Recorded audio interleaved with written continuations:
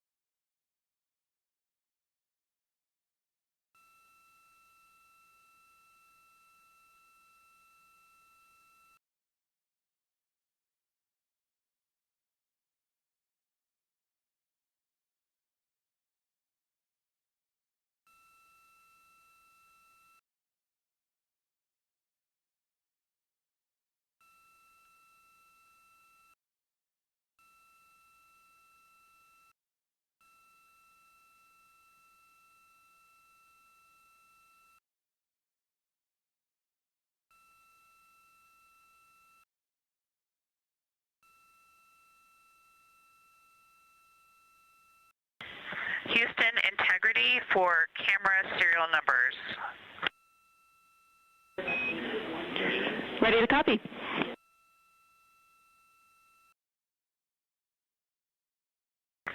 Hey Jenny, these are card numbers for the various positions.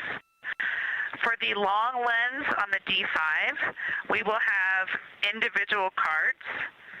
Victor's 1008, Jeremy 1019, Reed 1012, myself 1015.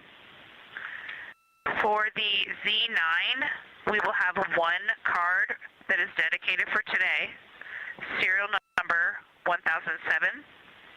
For the cabin camera D5, we will have one dedicated card for today, serial number 1022.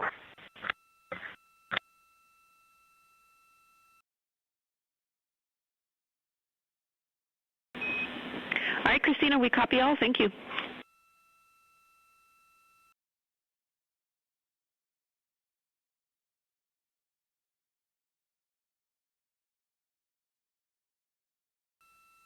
We just realized that we have Earth out window 1 and Moon out window 2, and Earth out window 4 and Moon out window 3, and it gives you the best idea of scale we have had yet. The Moon is about 3 to 4 times the size of the Earth, and it is almost full, and the Earth is just a small crescent out there. It's magnificent. I got a picture of it with the wide lens. Such a majestic view out here. Amaze, amaze, amaze. Thank you, Reed.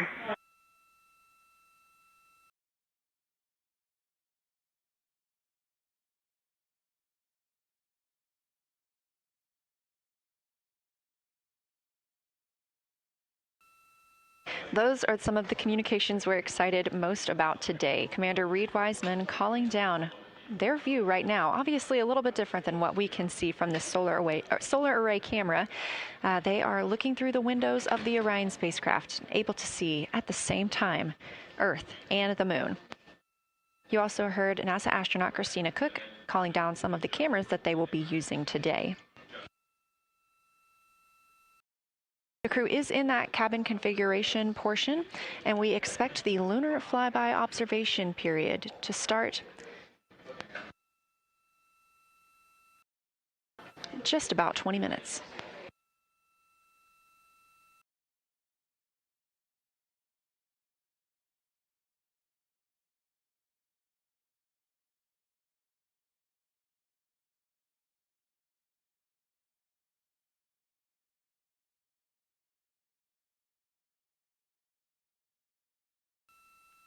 Checking in on Orion's distance and speed, they are currently traveling 1,071 miles per hour, 249,159 miles away from Earth, 11,293 miles away from the moon, and continuing to grow closer.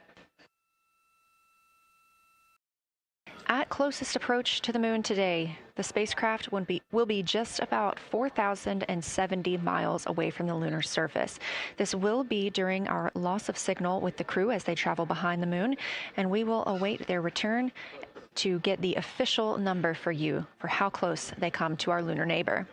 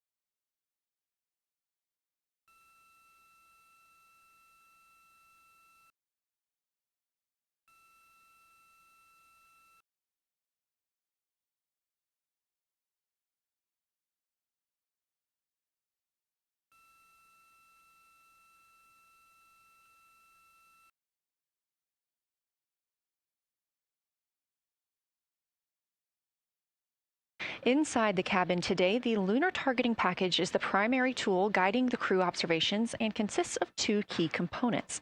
The lunar geography review helped the astronauts study major lunar features in advance and help learn how to orient themselves during the flyby. Because, of course, the moon is not actually labeled like it appears here when we look at this map. The lunar targeting plan provides a detailed timeline of observation targets, background science context, and specific instructions for the pictures the crew should take, as well as the verbal descriptions that will be helpful to the science team reviewing them later. This is a screenshot from their lunar targeting package and a screenshot specifically of that lunar. For attitude. Go ahead.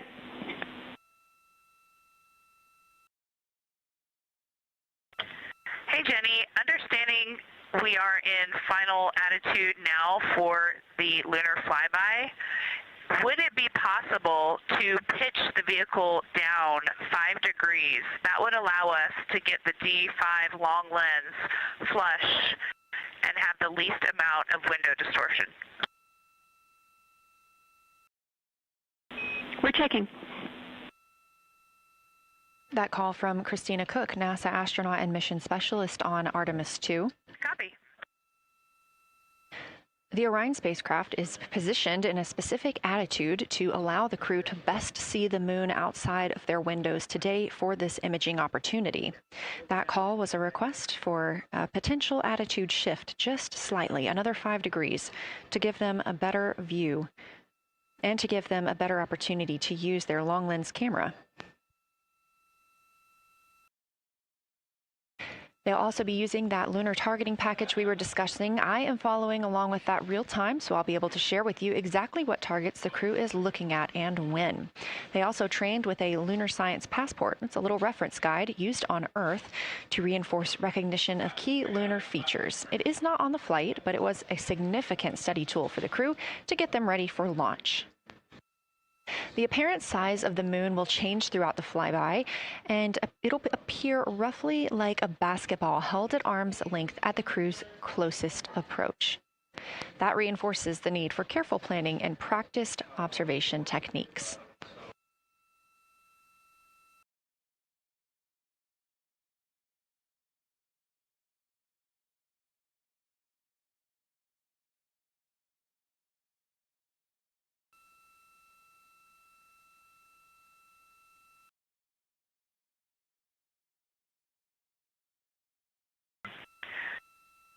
Houston, integrity for timeline.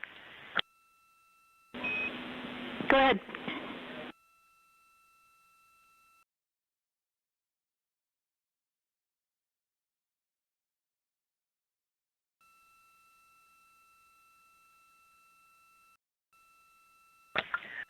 Hey Jenny, just to make absolutely sure that we start observations when expected, we are showing in Optimus that observation time starts in about 15 minutes, and in LTP that our first target, discussion 1, starts in about 29 minutes. Can you confirm you'd like us to start discussion 1 in 29 minutes at 1900 GMT?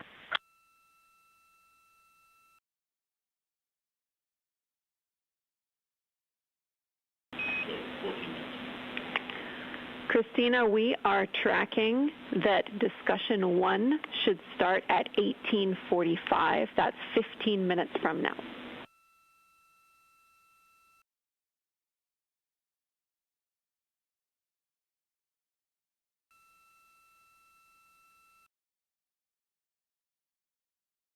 Okay, copy all. It may be a granularity issue with LTP, but understand that we start that observation in 15 minutes, and I bet when we get there, the green line in LTP will match the start of the white band for discussion 1. I think it's just a matter of the labeling and the granularity. Thanks for confirming. Copy, and we'll look into that a little bit more on our side as well.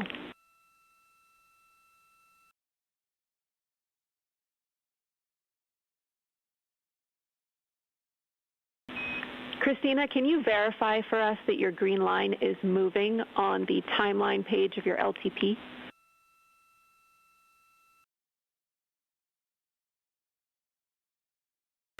Affirm.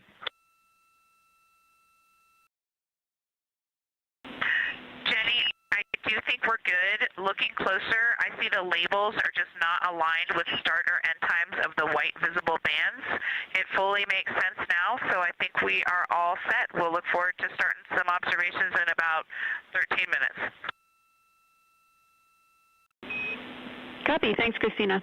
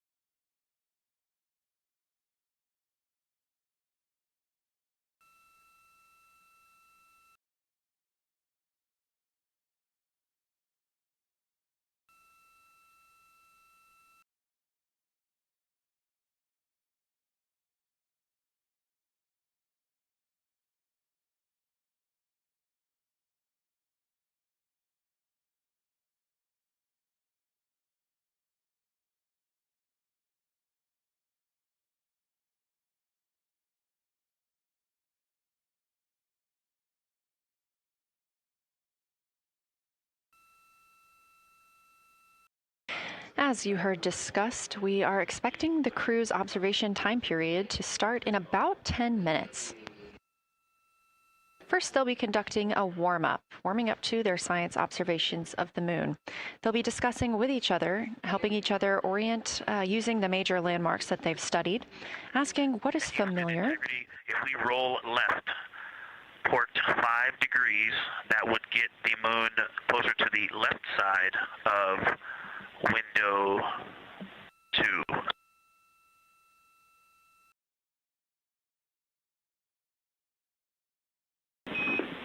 Copy, Victor. We'd like to know if it's pitch and roll or one or the other.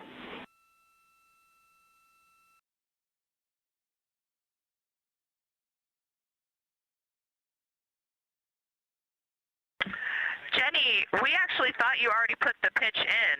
Had the pitch been put in already? No, we need a little while longer to talk about it.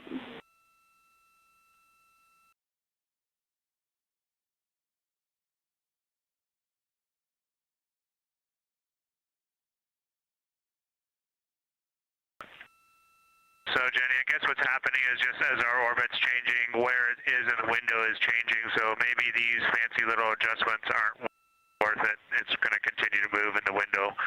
Or is the spacecraft going to keep the moon at the same point of the window if we adjust the attitude? I assume the previous.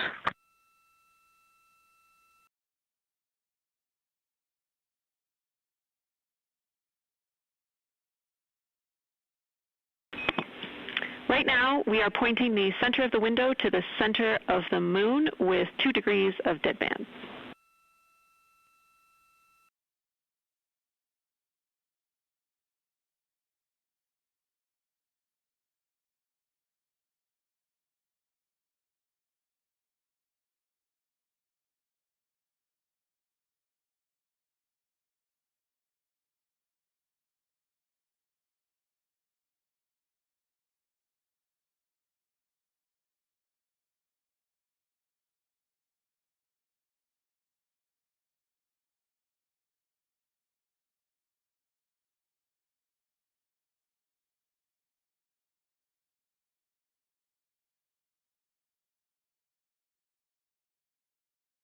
The conversation you hear happening now between the astronauts aboard Orion and Artemis Mission Control here at Johnson Space Center in Houston, Texas. They are in the center of your screen, seated at the CAPCOM, or Capsule Communicator Console.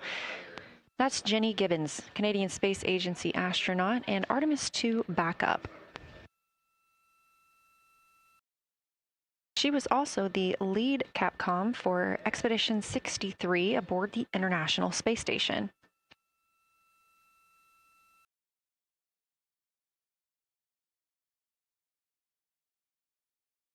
The crew is requesting some attitude changes to the spacecraft to allow them to better image the moon, our priority for today.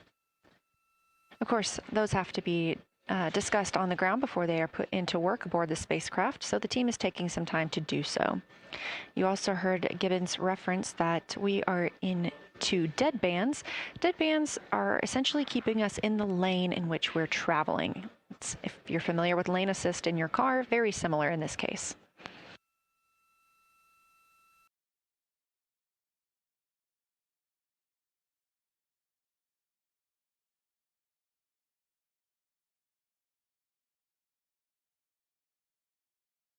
We are now 10,870 miles away from the moon, traveling 1,066 miles per hour and 249,390 miles away from Earth.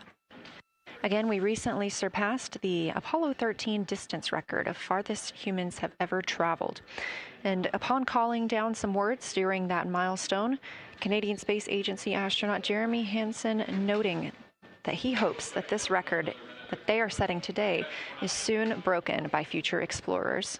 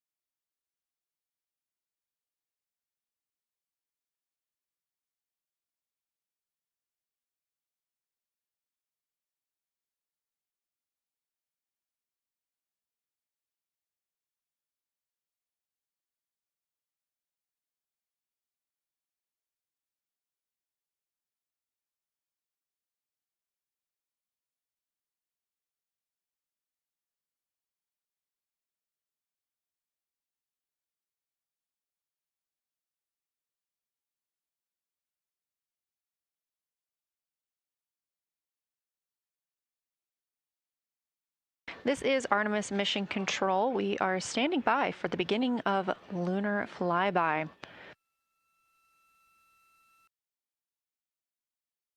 Expecting that to start in just a few minutes when the crew will begin a warm-up discussion preparing for the day. They will be capturing images along while discussing what they find familiar about the moon and what looks unexpected to them.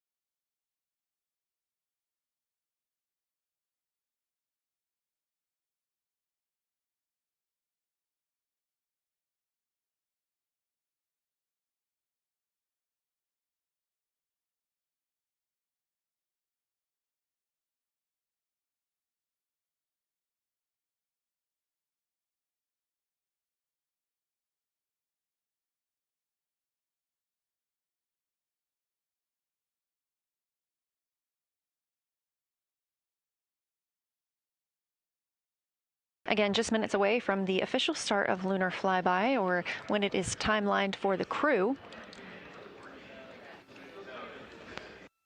We are currently 10,726 miles away from the moon. This view on the left side of your screen coming from the camera on one of Orion's solar arrays.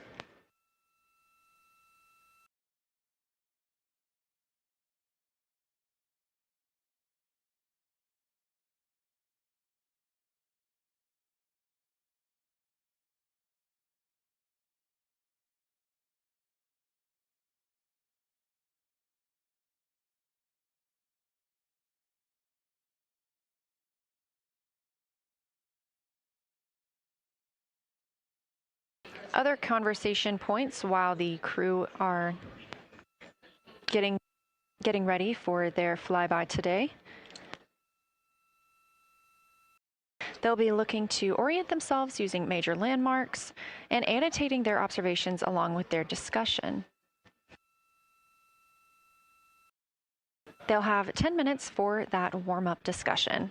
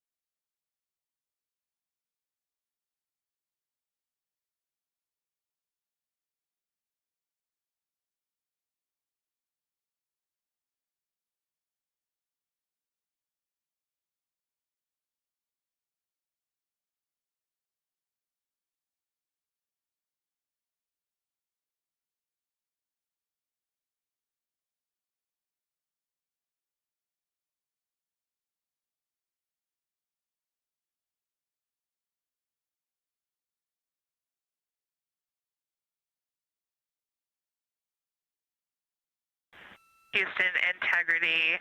We have two folks at the window deep in discussion talking about all of the awesome features that they're seeing. We just had a huge moment realizing that Hertzsprung is about the same size as our incredible Oriental. We're really excited about this target that's kind of new to us. We're orienting on things like how we talk about albedo, finding some of the prevalent things that we're used to from all of our training, and just overall taking in this view. We also are noticing that the moon is still getting noticeably bigger as we go, even when you're watching it continuously. It's great to see these two guys get warmed up. We love the report, Christina, thanks. And you nailed it on why we added Hertzsprung. As you'll see in the prompts, we're looking for comparisons to the comparatively much older Hertzsprung compared to the younger Oriental. Great words.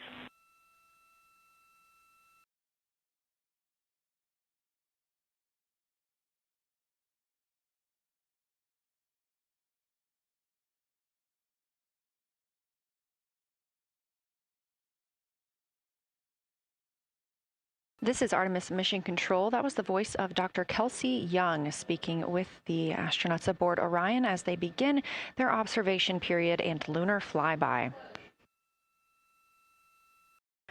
NASA astronaut Christina Cook reporting their view of Hertzsprung Basin. The team here is looking for centered images of the basin at a full zoom, and they're hoping that the astronauts can image and describe the inner and outer rings. This is considered a degraded basin with a floor, rings, and ejecta compared to a younger Oriental basin.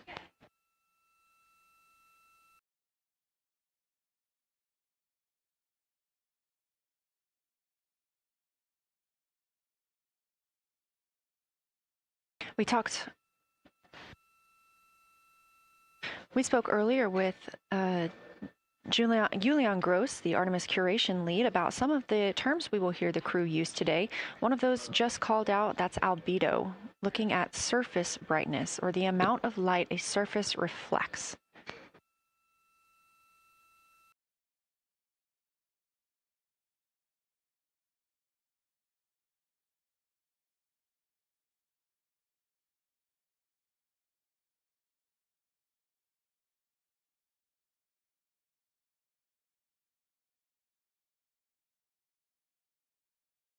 A few more terms that we hope to hear today during the crew's sit reps or situation reports include embaying. This refers to one feature that surrounds another. That usually is a higher relief feature.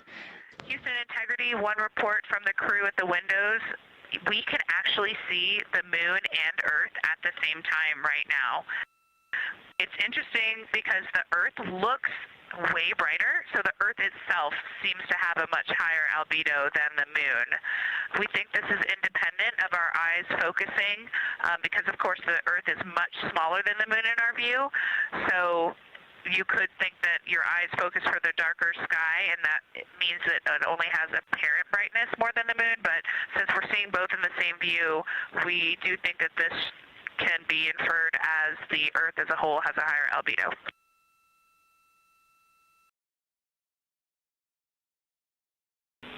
Great observation, Christina, and reminder that as you're starting to look for those subtle color and albedo variations on the moon, the relatively bright albedo Earth might make those a little bit difficult, but as your eyes continue to adjust, we expect you to start to see more nuance on the moon. Thanks.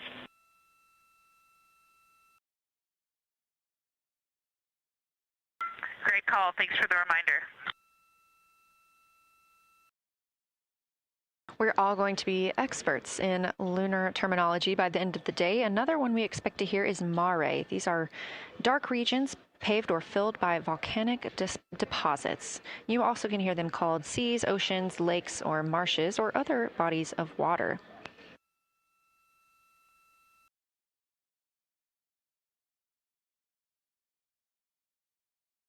Again, we are live in Artemis Mission Control, but on the right side of your screen, that is the Science Evaluation Room, team members who have been preparing for this day for years. The crew has significantly darkened the cabin of Orion. This allows them better views outside the windows and fewer reflections from inside. They reported being able to see the moon and the Earth out the same window at this time. We are really hopeful to get those photos. Right now, this view on the left side of your screen coming from a camera mounted on one of the solar array wings on Orion outside the spacecraft. crew is equipped with 80 to 400 millimeter zoom lenses.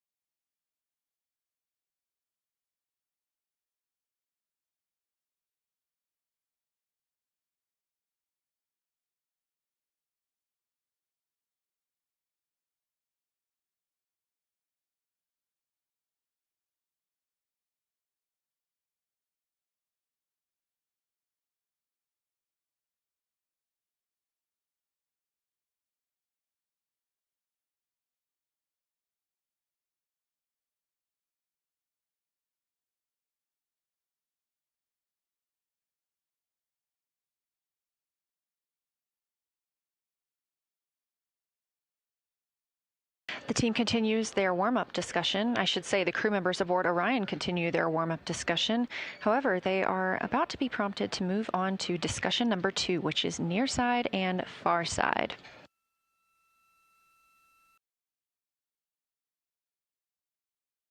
Some of the things that they are looking to capture, the ground has prompted them to photograph anything that stands out to them and to compare the near side versus the far side mare in color, albedo, topography, and texture.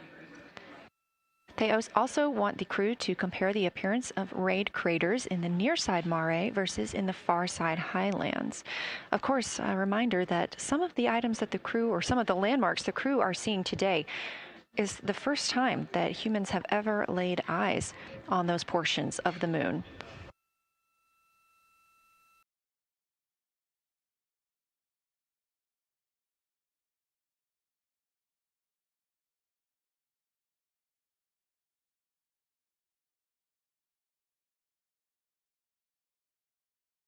In the targeting package, there are a few reminders of the crew. For the crew, there are time-sensitive observation reminders and science sit-rep reminders. Integrity. We have a sit-rep. The targets that are being discussed right now, it's the far side, near side comparison, and hearing some great discussion of browns and greens in the Aristarchus Plateau and how those disappear as you go toward the North Pole, and then over to the far side, you lose the color.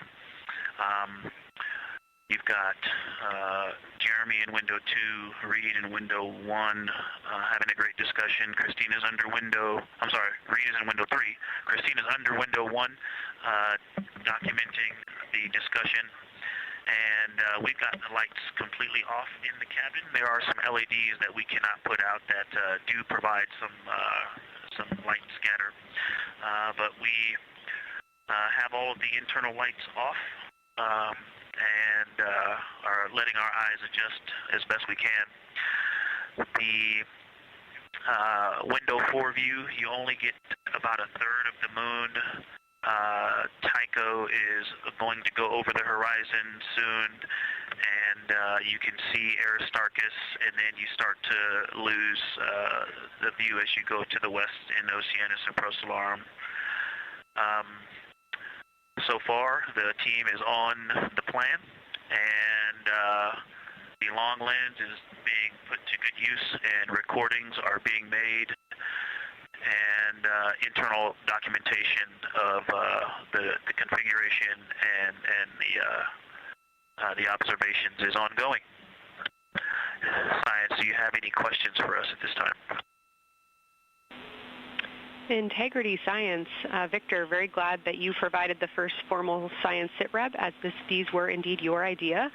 One follow-up question, any relationship between those browns and greens you described? Do you see them blending into one another, and do you see any topography associated with either color?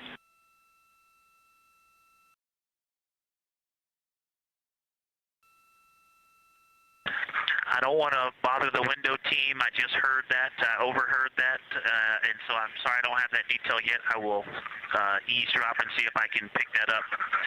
I will try to answer that at some point.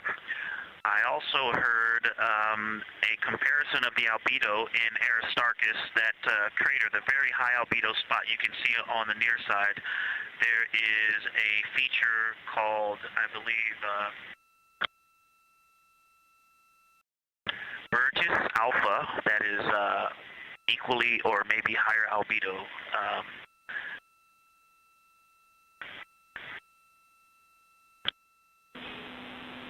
I apologize for the gaps. I'm trying to listen and talk at the same time, but I will try to get some more information to correlate those colors from Aristarchus for you.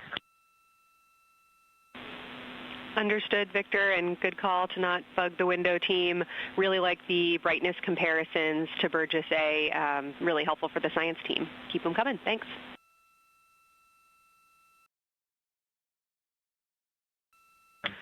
I also heard a discussion about the albedo of Grimaldi being a 10, and how many of us, when we were a little further away, saw that as the darkest albedo, and that the bigger Mare off to the to the east was still dark, but maybe a 7-8. We still think that, but you are seeing color variation, albedo variation inside of Grimaldi as well, and that even on the west side there's still a very dark part of it. But it is still the darkest. It is just not as uniform as it looked when we were farther away. We're starting to differentiate the striations of albedo inside of Grimaldi. Copy all, Victor, and you read our mind. Superlatives like darkest, biggest are really, really helpful for us, so keep those coming.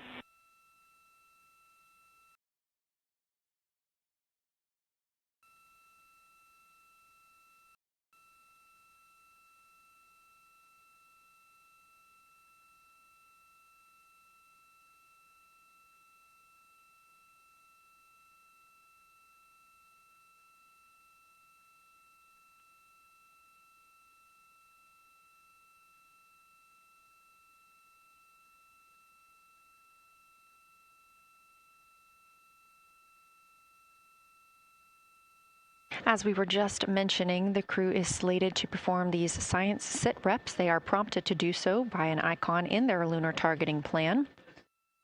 That one coming down from NASA astronaut and pilot of Artemis 2, Victor Glover.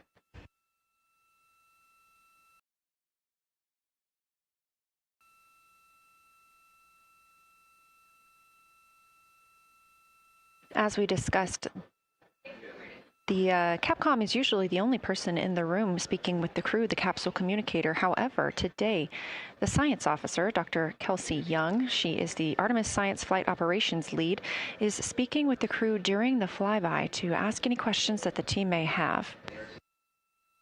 To her right is Trevor Graff. He is one of 3 science officers.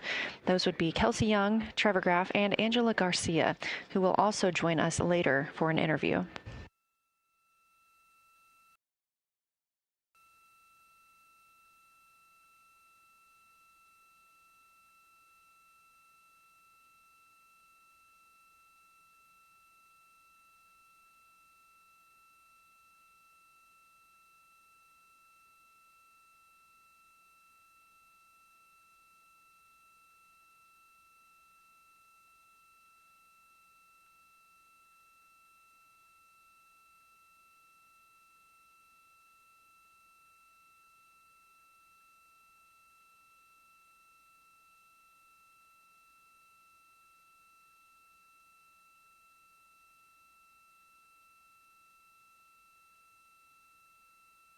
And Houston Integrity Science Integrity was able to get a view out of window 1, which is a beautiful view. I can see the entire moon that they're looking at. We left the T-shirt up there, so I was kind of peeking through the opening in the makeshift shroud there. And once I was able to get 2 eyes on it, what jumped out at me was Vavilov. It's just peeking out of the Terminator. It's clear of the Terminator now, but it just really jumps out because it's still got the low light, the low sun angle, And so where Vavilov has that impact over the top of another crater, where the two craters intersect on the eastern edge. So on the side closest to Oriental, where the two crater rings intersect, the shadow there is the highest peak in the interior of Vavilov, and so you can see that terrain is, there's some real variation in the terrain there, that there's a nice peak where those peaks intersect, where those rings intersect, and we'll get a picture of that. Love the description, Victor, especially the comparison and relationships you just described about topography. And if it's easier for your observations, do feel free to remove the T-shirt shroud from window 1.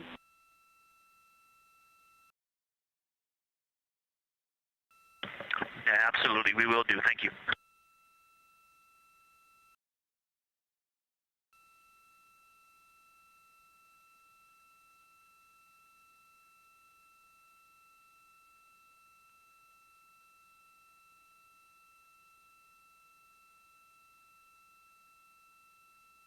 Those calls coming from NASA astronaut Victor Glover. As we discussed, the crew is working in pairs at the windows. Right now, taking photos are Commander Reed Wiseman and Mission Specialist Jeremy Hansen. Serving as their support team are pilot Victor Glover and Mission Specialist Christina Cook.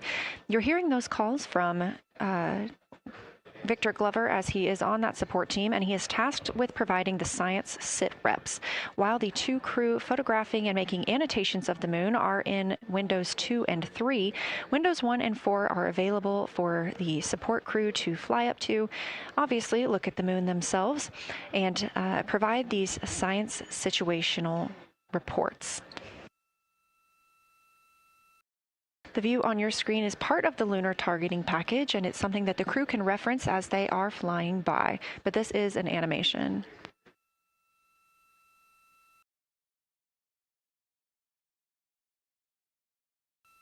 You also heard Glover mention Oriental. Oriental is a major feature that the team is interested in today, and it's known as the Grand Canyon of the Moon.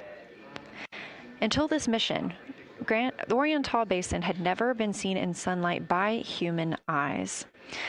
Oriental Basin and its surrounding ejecta could fit within a straight line distance from NASA's Johnson Space Center, where we are at today, to Kennedy Space Center.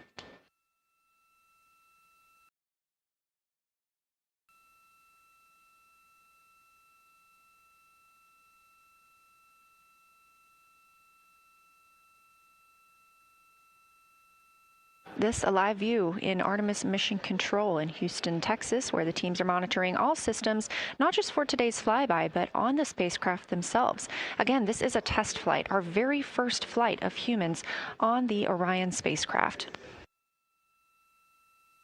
This team has been this team has been monitoring the entire time of the mission, as well as we have been live the entirety of the mission, and we will be continuing to do so all the way through splashdown and crew recovery from the Pacific.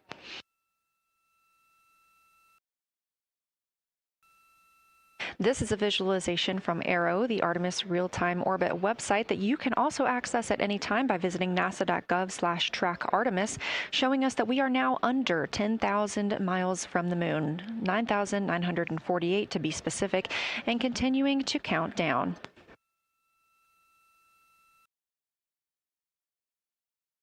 Again, our closest approach to the moon today should come about 6:02 p.m. Central, 7:02 p.m. Eastern. However, we will be out of contact with the crew at this time as they begin transiting behind the moon. At that time of closest approach, the distance from Orion to the lunar surface will be about 4,070 miles. Of course, these are estimates at this time, and we'll be sure to provide you with the official numbers once that closest approach has been reached.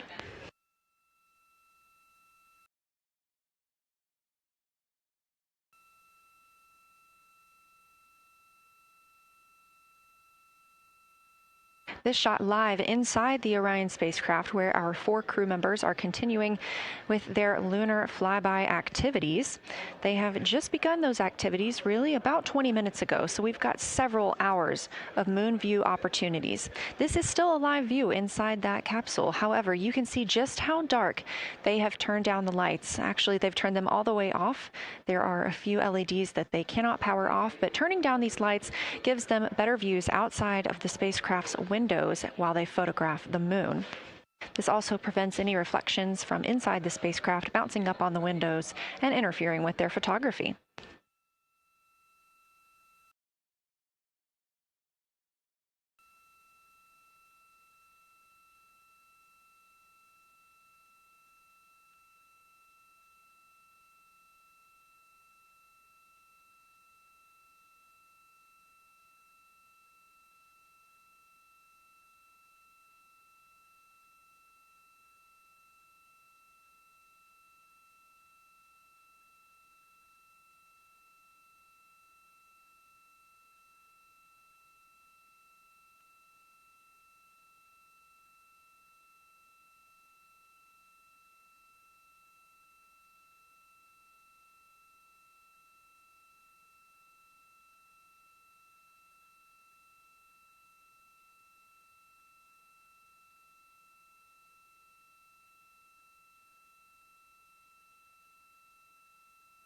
As we were previously discussing, the crew members are serving on teams, the first team being Commander Reed Wiseman and Mission Specialist Jeremy Hansen at the windows photographing what they see. We heard reports earlier that they could see both the moon and the Earth in the same view, and we are looking forward to seeing the moon and the Earth in the same view as well.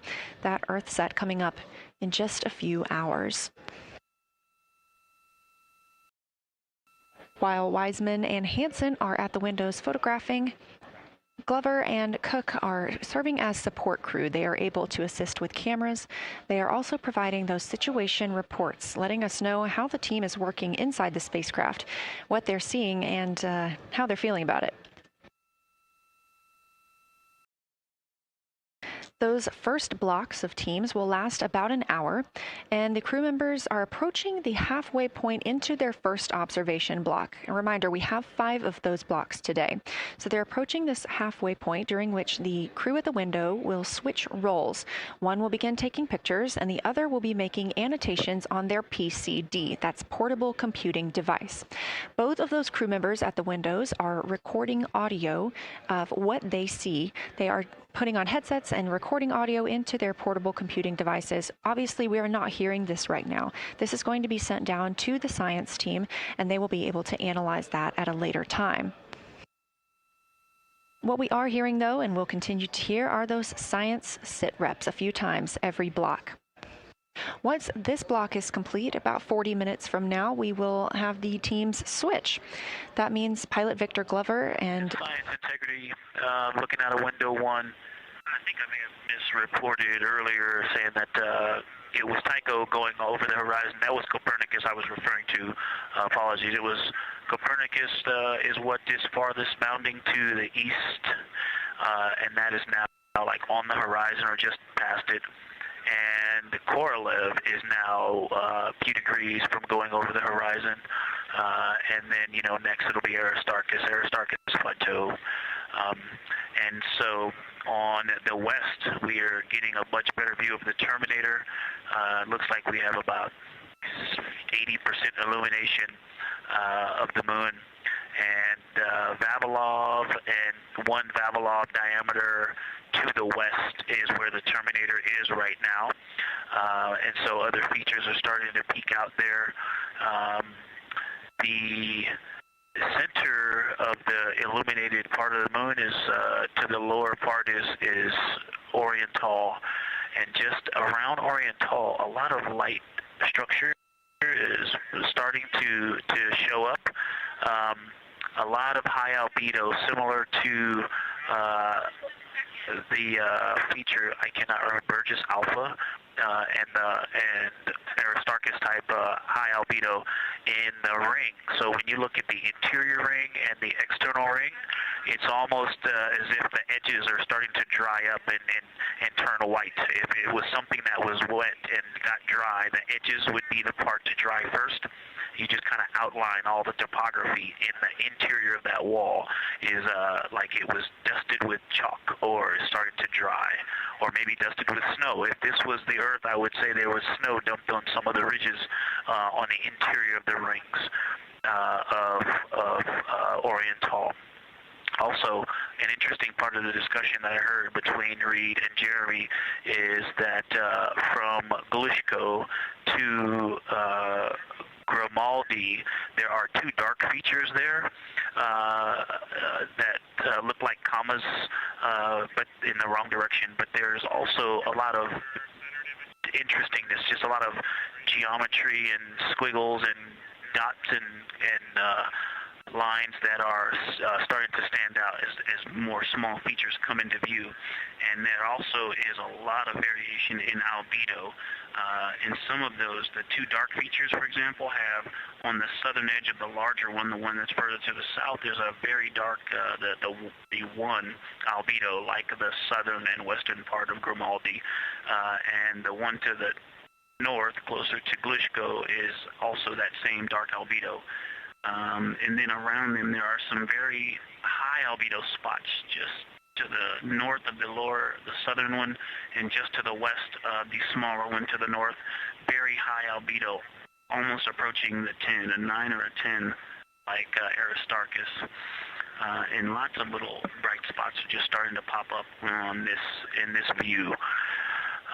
To the north, as you look up at the North Pole, there is a very distinct crater with a lot of a very defined central peak that is also 3 in albedo, and all of that area past it, going to the horizon, gets lighter and lighter, and is very, very high albedo.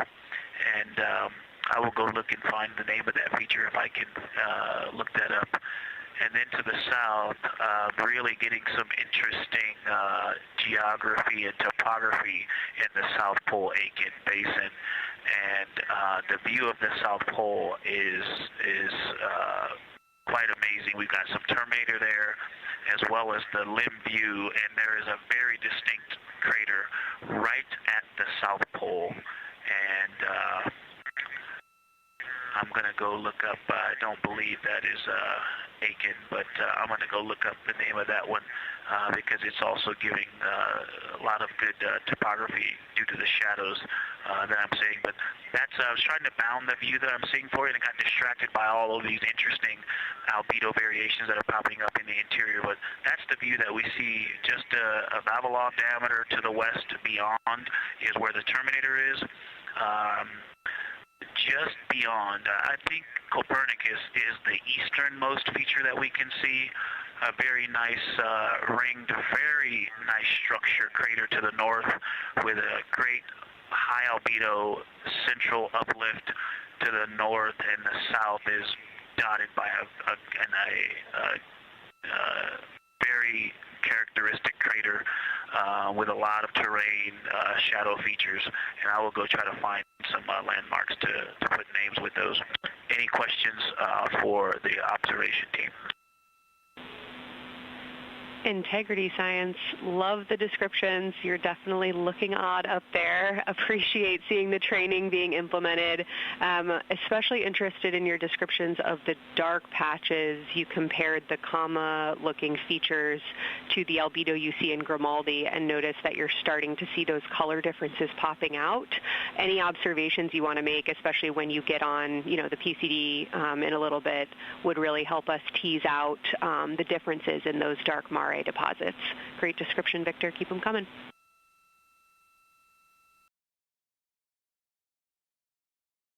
Absolutely will do, and I know you've got descriptions on both of the window observers right now as well.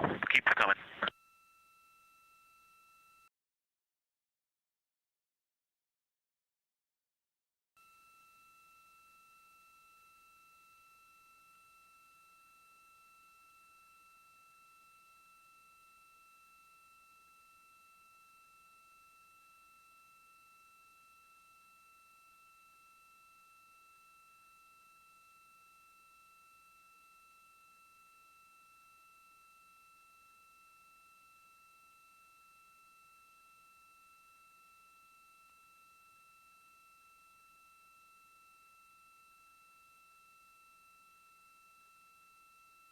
Great evidence of how well trained this crew is by the science team. NASA astronaut and pilot of the Artemis II mission, Victor Glover, calling down a situation report, noting several different features on the moon and such descriptions, even saying that it looks like snow on some of the peaks. Obviously, we do not expect that to be snow, but referencing that as some of the lighting on how it looks to the Artemis II crew from their current position.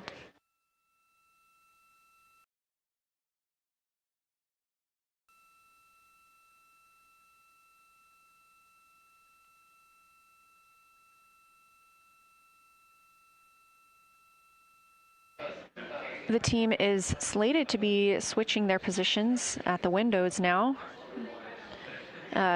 Both Reed Wiseman and Jeremy Hansen have been at windows 2 and 3, one taking photos, one making observations and annotations on their portable computing device. At this time, we also anticipate that they are looking at a crater duo. One of those is Glushko, and the other is Ohm. The team is looking to know the extent of Glushko's ray system and how its rays differ in the Mare versus the Highlands. They also want the team to compare the ray systems of Glushko to Ohm.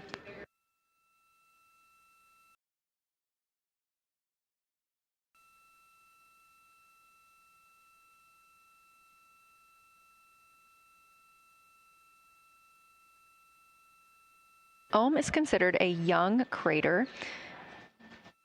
And if you've ever seen a photo of the Richat structure, it's also known as the Eye of the Sahara. It's 40 kilometers in diameter, and that could fit within Ohm's interior.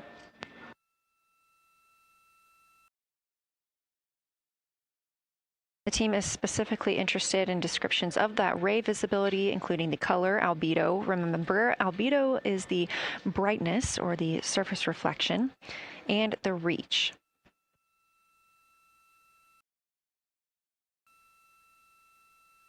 Again, I am using the same lunar targeting package that the crew is referencing on board right now. This helps keep them on time as well as prompt them for when they need to make a call down to the science team and report what they're saying. It also gives them reminders of when they need to swap positions at the windows. Additionally, I'm using the Artemis II Lunar Science Passport developed by Amber Turner and the Artemis II Lunar Science team. Now, this passport did not fly with the crew, but they used it extensively as a study guide here on Earth. So a lot of the descriptions and comparisons you hear today are developed directly by the science team.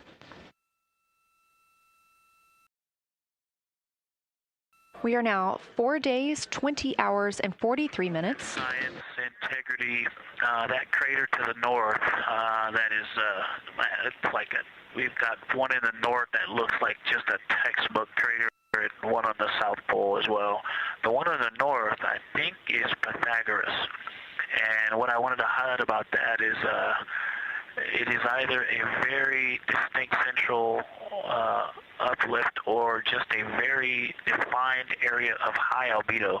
If a majority of the crater, especially the floor of the crater, is, say, an albedo of 5, this center, and gosh, only a tenth of the diameter of Pythagoras is an albedo of 2, maybe 3, but it is very bright and it stands out. And then between that crater and the actual what is the horizon from here, there seems to be another crater right on the horizon, and right on the edge of that is another patch of that albedo. It seems to be between the two craters. It's hard to tell from this grazing angle, but there is another spot just further north beyond Pythagoras. Between the two, I can draw a picture of this one and show you where that very high albedo, again, another 2 albedo surrounded by 5, and most of the area bounding it.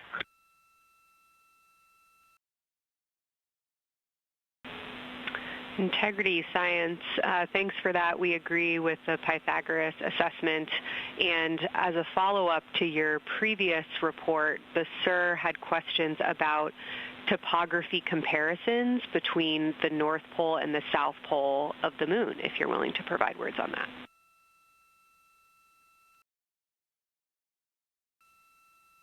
Topography comparisons, absolutely. And if you have any idea what, if you draw a line between Pythagoras and the western edge of the outer defined ring of Oriental, it intersects a beautiful textbook crater on the south. I would love to know the name of that. The topography differences, now the South Pole has a little bit of a benefit that it has more of the terminator, and I can see a little more shadowing there, but there's a nice crater right at the South Pole, so that's the main thing defining the topography there.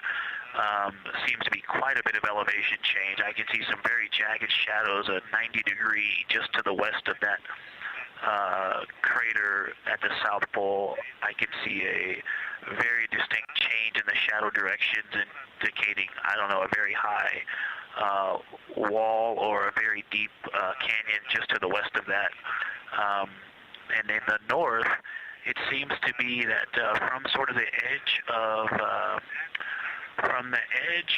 the mare that's dark, which is maybe 1 Pythagoras diameter south, if you draw a ring about that, maybe the top 7 degrees of the moon, and just draw a ring around that, the near side is an albedo of 5 and looks quite smooth from here.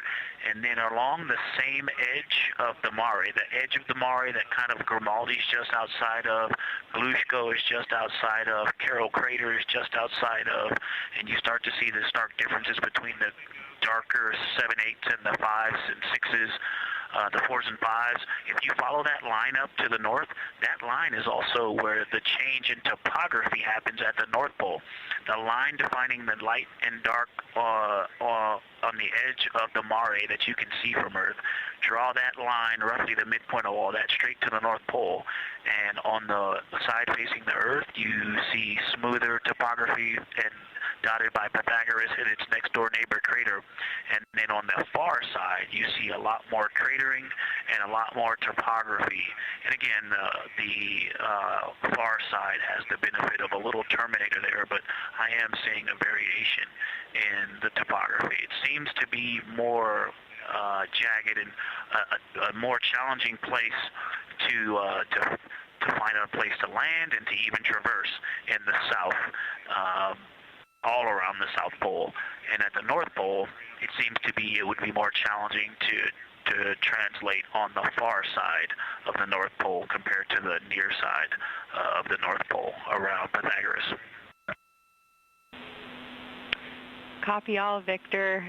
You really help paint a contextual picture of what you're looking at. We really appreciate the way that you're guiding us into the areas you're seeing by drawing comparisons between recognizable features. Thanks for that.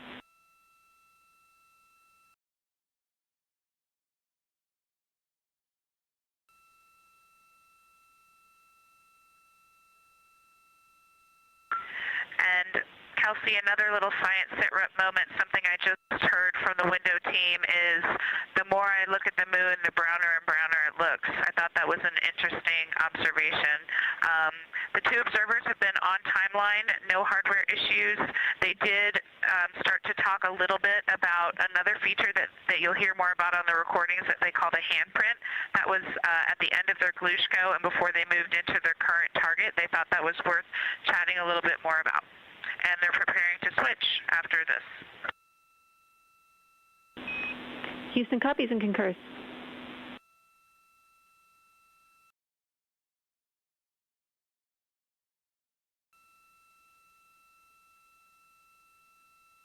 Hey, Houston Houston and Science Integrity, another just observation from the human my eyes have shifted a little bit since I've been up here. I've been wearing my reading glasses to look at the PCD.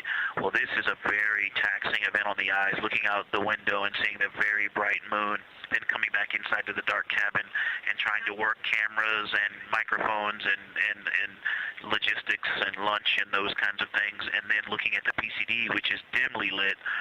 It's just been an exercise. It is a difficult thing to manage it. I'm up and down on the glasses and then having to wait as my eyes adjust when I come back in. As soon as I look back into the cabin from looking out the window, I can feel my eyes adjusting, and I just have to work through it as they adjust.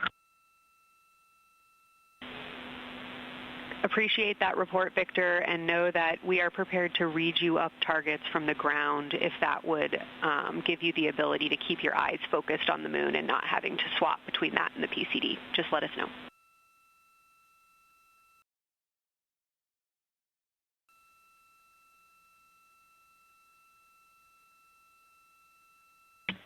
Yeah, we appreciate that, science, and we will also do that for the window teams, and we'll back each other up that way as well. But we appreciate that. We may take you up on that. Thanks.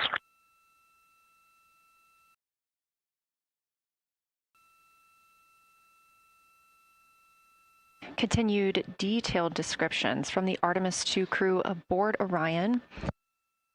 Again, this is a test flight, the first time we've flown humans aboard this spacecraft. So every detail, even that it's difficult to look outside the window and then back at the PCD, that portable computing device, every single detail is appreciated as we prepare for future missions.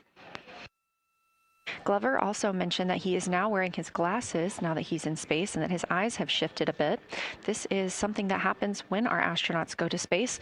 There is a fluid shift from the lower half of your body up into your head, and that can cause changes in your eyes. It's something that we have seen over time for some crew members, especially now that we have been living and working on the International Space Station for over 25 years.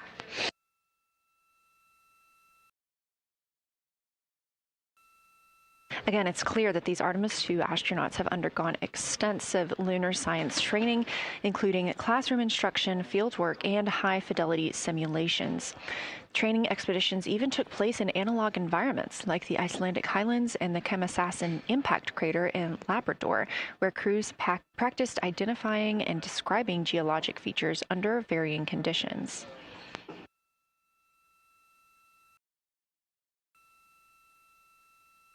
Additionally, here at Johnson Space Center, Orion mock-ups were used to rehearse crew choreography, including three-dimensional space management with an inflatable moon globe to simulate the flyby.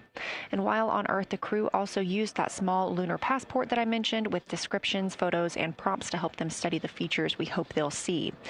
Now, this is a view from their lunar targeting package at this time, helping them determine what they're seeing on the moon, as well as on the left, keep up with what their next target will be.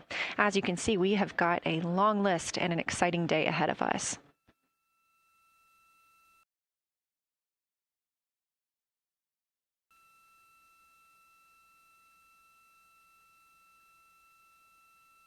It's now been 4 days, 20 hours, and 53 minutes since Orion launched atop the Space Launch System rocket from Kennedy Space Center in Florida with our 4 crew members aboard.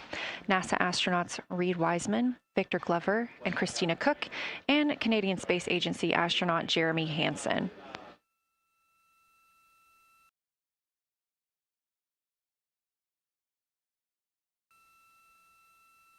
The Artemis 2 crew passed a major milestone today when they passed the Apollo 13 distance record at 12:57 p.m. Central, 1:57 p.m. Eastern. That Apollo 13 distance record was 248,655 statute miles from Earth. And Houston, another observation, whole moon.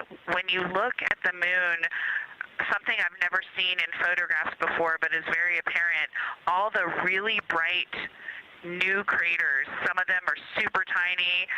Most of them are pretty small. There's a couple that really stand out, obviously. And what it really looks like is like a lampshade with tiny pinprick holes and the light shining through. They are so bright compared to the rest of the moon.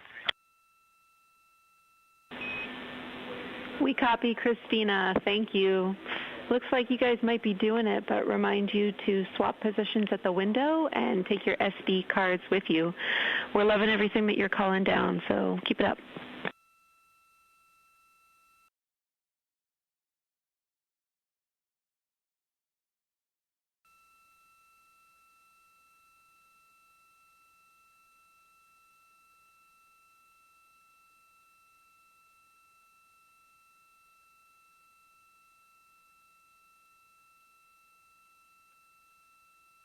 Again, Orion previously surpassed that Artemis, or the Apollo 13 greatest distance from Earth by humans. That was 248,655 statute miles from Earth, and Orion now 250,294 miles away from our home planet.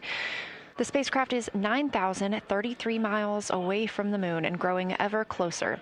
At its closest approach, it'll be about 4,070 miles away, and we will make sure we confirm what that distance ends up being. This is an approximation and an estimate ahead of that moment.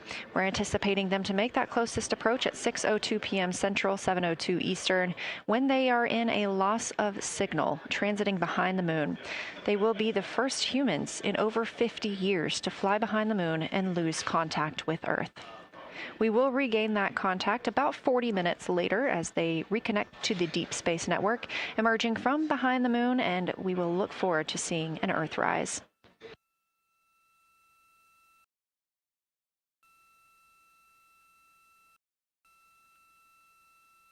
Again, the crew is currently in their position swap portion on their timeline.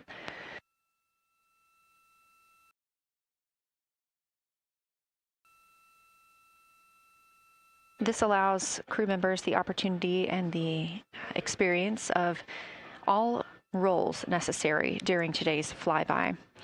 Right now, those two crew members at the window have swap positions.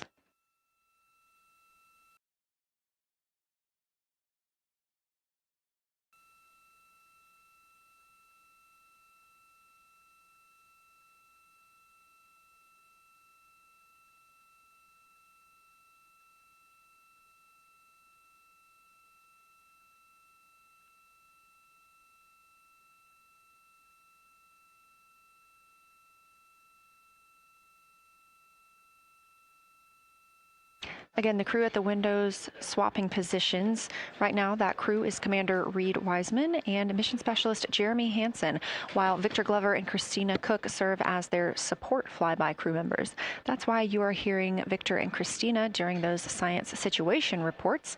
Those voices will change in about 30 minutes when they take a turn, taking photos and making annotations while at the window.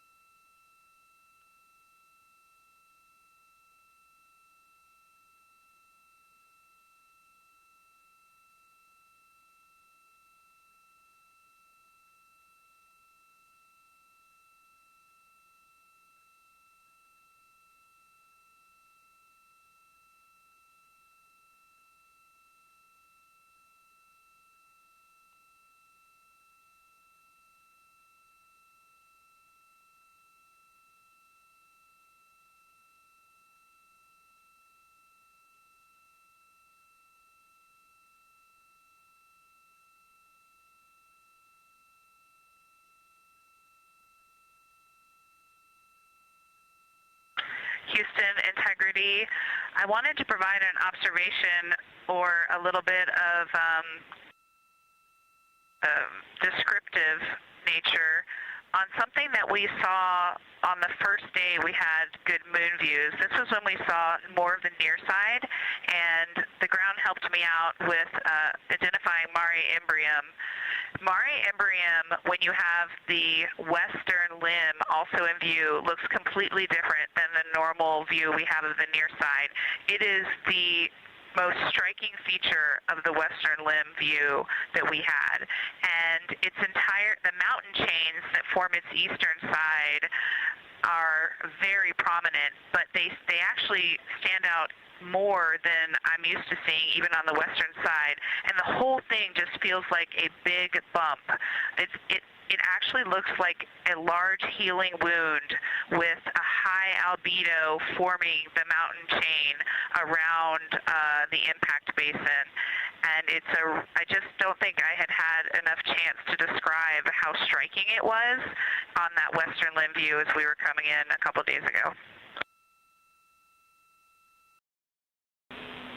Christina, science, absolutely love that, especially since that's a feature that all of us here on Earth can observe from home. So I'm sure tonight everyone's going to be going out and looking for evidence of that beautiful topography you just said. Thanks for those words.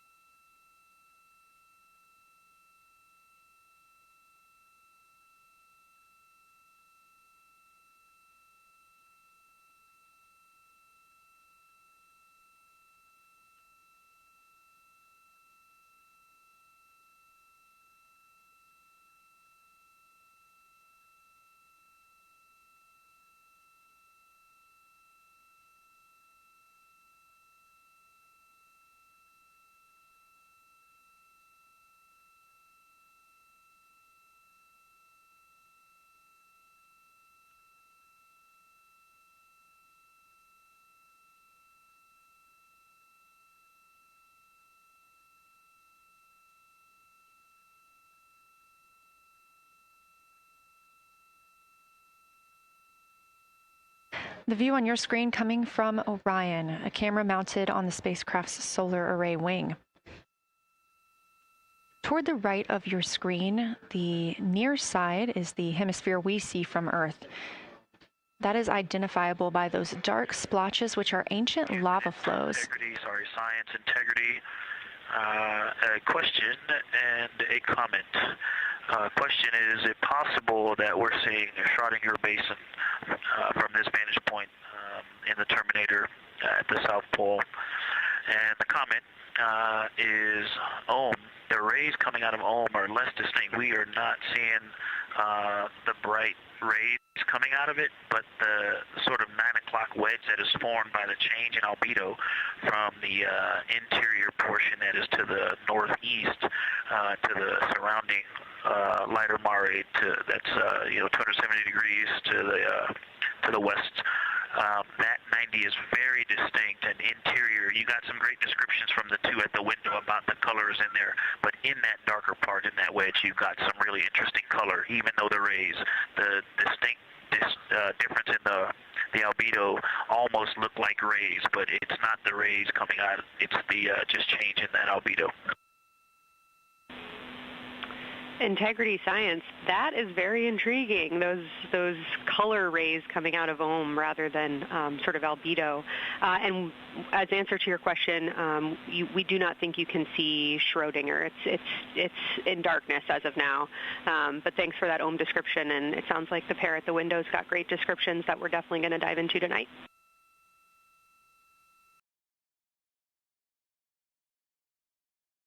Okay. If you could help me, I would still love to know what it is. There's a very nice crater. You're going to likely have a lot of pictures of it. What would be right in the Terminator at the South Pole or close to the South Pole where it's intersecting the Terminator right now? Yeah, Victor, we're assuming you're talking about, kind of if you're looking at the Terminator it's basically like 70% down from the North Pole. Is that where you're looking?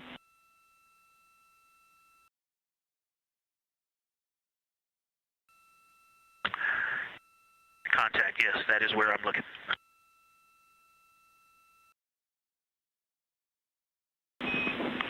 Integrity Houston, that is an enabled caution for wastewater dump required. We have hit our limit. As expected, no crew action.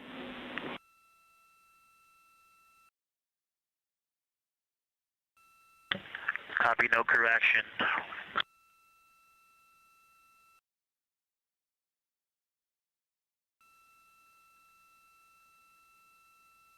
You are. And Integrity Science, we're trying to figure out what you're looking at there. Is it like right on the Terminator, or is it in the eliminated portion next to the Terminator?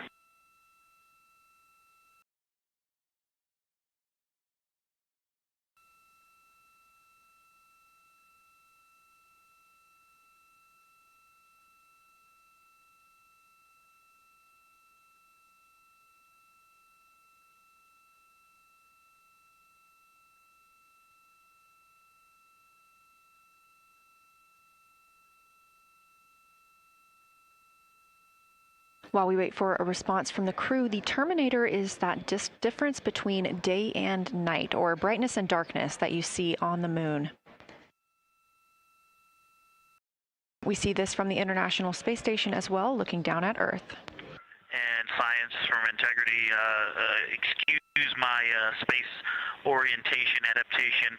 If you draw a line between Glushko through the center of Oriental, and then another line from Glushko through the southern tangent of Oriental, that line would almost perfectly intersect tangentially the crater that I'm talking about, and it is on the Terminator. So yeah, I think I'm not looking at the South Pole. I was a little twisted. That line description was really helpful. I have eyes on the SIR right now, and they are actively discussing lunar geography. We will be back with you shortly.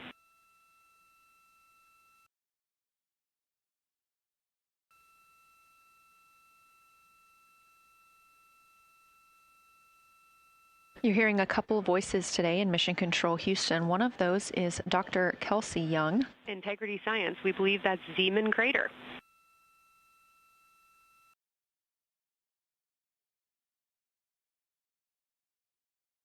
Oh, I floated away from the speaker. Say it again, please. We believe that that is Zeeman Crater.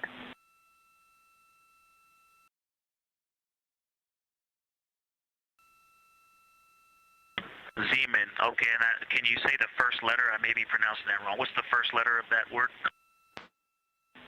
Zulu. It's Z-E-E-M-A-N.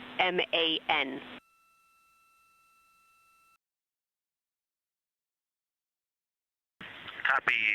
Thank you for that. Yes, we've got a great view of that. And when I went back to the window just now, the view has completely changed. Our trajectory is taking us to a new view, and I'm looking more into Babalov. I've got a nice, great view into Babalov. I'm actually away from the window right now, so I'm going to go try to give you some bounding words on the view that we're seeing, but I've got to get back to a window in a minute. Understood, Victor. You're defining new views of the moon in more ways than one.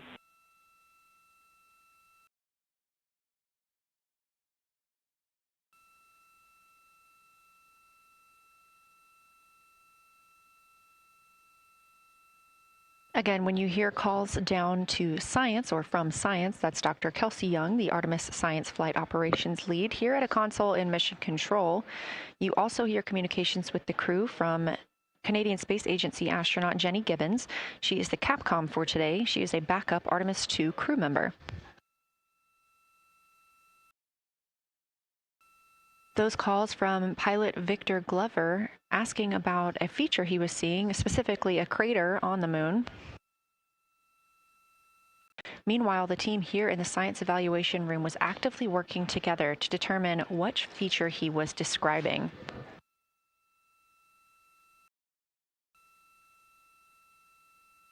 The teams at the window have continued to move through their targets, including Ohm, Aristarchus Plateau, Reiner Gamma, and we are preparing for the cabin and window teams to swap. That's when we'll hear more from Reed Wiseman and Jeremy Hansen when they take on these support roles, while Christina Cook and Victor Glover are at the windows photographing and annotating.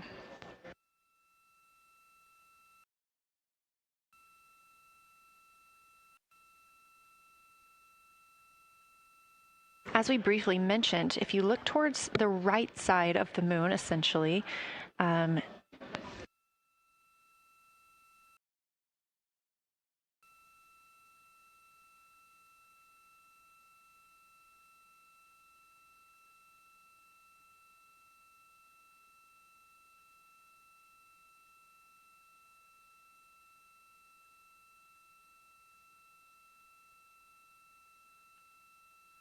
this live view coming from a camera outside the Orion spacecraft, and if you look on the right side of the moon where you see those dark patches.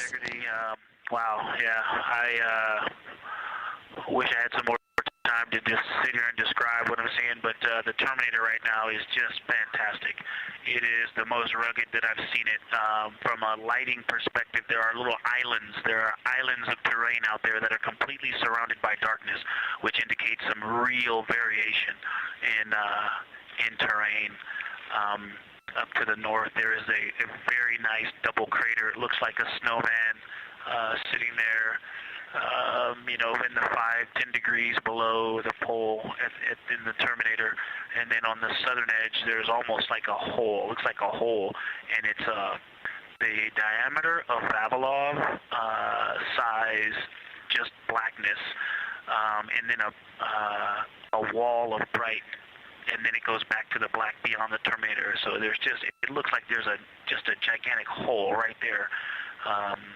1 Vavilov diameter east of the Terminator, and as you go south, the Terminator is not a nice smooth arc. It's just jagged. There's almost a 110-degree turn in the shadow as opposed to the nice smooth arc, again indicating some really interesting variations, and I'm sure we'll get some photos of that. And then one of the craters further to the south of Vavilov, maybe halfway down to the South Pole, is not only a very, looks like just a deep hole, and then there's like 2 island rays pointing off to the west and north that indicate very high ridges and very deep canyons coming up out of that crater. So again, just some really interesting visual illusions going on with the shadows there. Like I said, there look to be islands out beyond the Terminator, because some of the things, gosh, maybe even a Vavilov diameter into the Terminator are catching sunlight on the peaks up to the north and to the south. It's very, very interesting to see. Integrity science, oh my gosh, that was an amazing picture you just painted. I glanced over at the SIR video and I literally saw fist pumps in the air. Those types of observations are things that humans are uniquely able to contribute, and you just really brought us along with you, so thanks for that.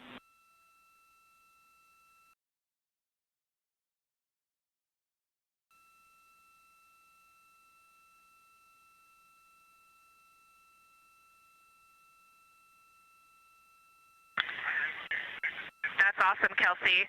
Did you get a SITREP updating you on a slight change in logistics for PCD use? Christina, this is Houston. We did not, but we will take it now.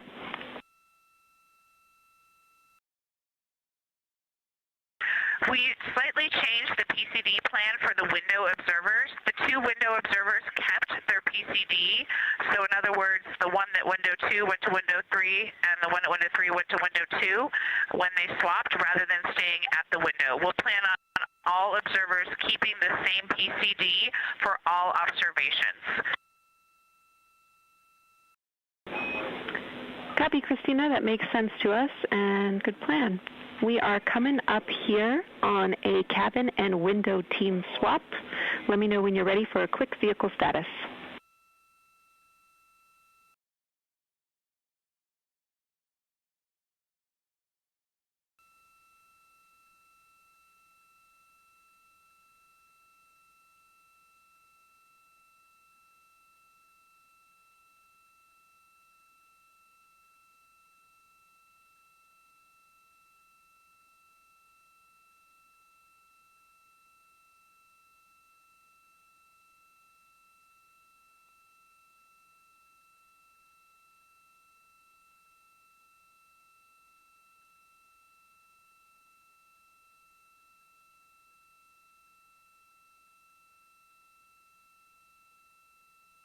As you heard, science. Houston, go for the vehicle system update. Howdy, Reed. We don't have much for you. We just wanted to let you know that toilet right now is no-go for use as we stick with the predetermined limit for now. All crew members, please use CCUs. Otherwise, Orion is looking very good. And you have 15 minutes in this handover time where we expect Victor and Christina to switch to the windows and you and Jeremy to be in the cabin assisting. Let us know if you have any questions.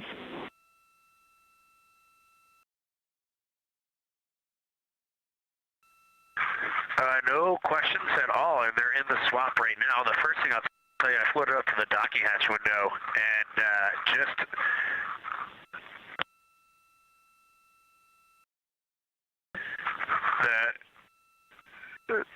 what I'm going to call the Mari around Oriental just looks so different out the docking hatch right now. It's quite a bit darker. It's the same darkness, if not a little darker than Grimaldi, but it's cool after just being in the 400 mil for the last half hour, looking up close. I got pictures of everything Ike was just describing on the Terminator. It really is a fascinating Terminator, and then Oriental just looks so dynamic right now. It's very three-dimensional out the docking hatch compared to what I was just looking at through the 400 mil.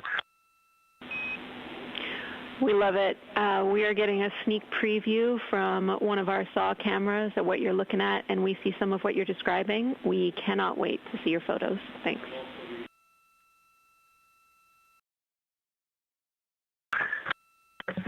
Yeah, Jenny, I wish you had some longer lenses on those solar arrays so you could see the whole moon, but man, it is, or the up-close moon, not the whole moon, but it is just fascinating here. It's so cool. All right, MPO and Inco, take notes. We want a zoom lens on those saws next time. Thanks, Reed.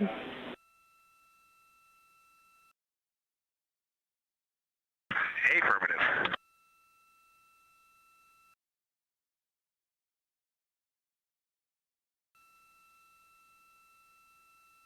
As the crew gets ready to switch positions from the window crew going back to the support crew and the support crew flying up to the windows, this view inside the room, Capcom Jenny Gibbons speaking with the crew, Canadian Space Agency astronaut. The crew has continued to provide excellent descriptions of what they are seeing on the lunar surface. In this picture, or in this live view actually, from Orion and a camera mounted on its solar array wing, if you look at the dark portion on the right side of the screen, those are visible from Earth. That's considered the near side. Those are ancient lava flows from a time early in the moon's history when it was volcanically active. And if you look towards the left, there's that dark, large crater that appears to the left of those lava flows. That's Oriental Basin. It's about 600 miles wide, and it straddles the moon's near and far side. And this mission is the first time that humans have ever been able to see this with their eyes in the daylight. Again, you hear conversation about that Terminator. You have a great view of that as well. That's the difference between light and darkness on the moon. Victor Glover explaining that as a very jagged looking Terminator due to the peaks that they're seeing and the craters that they're seeing as they prepare to cross over the far side.